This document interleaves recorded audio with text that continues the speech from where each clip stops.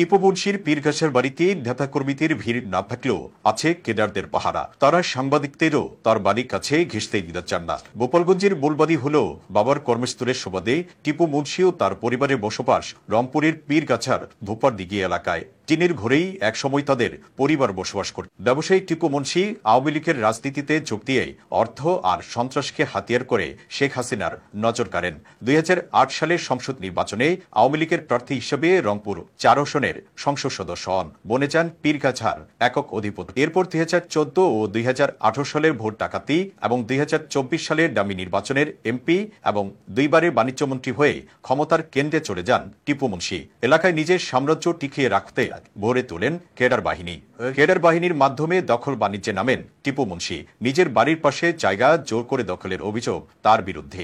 এলাকাবাসী জায়গা দখল করে টিপু মুন্সি তার ছেলে অপু মুন্সির নামে গড়েন ক্যান্সার হাসপাতাল। ক্ষমতার দাপটে রংপুরের নবদিগঞ্জ ও মধুপুরে সবচেয়ে বড় কোল্ড স্টোরেজ গড়ে আলুর ব্যবসাও নিয়ন্ত্রণ করতেন তিনি। বিরোধী দল ও মদ দমনে হামলা মামলা ছিল তার নিয়মিত কাজ। তার বাহিনীর ভয়ে বিরোধীরা ঘরছাড়া ছিল বছরের পর বছর।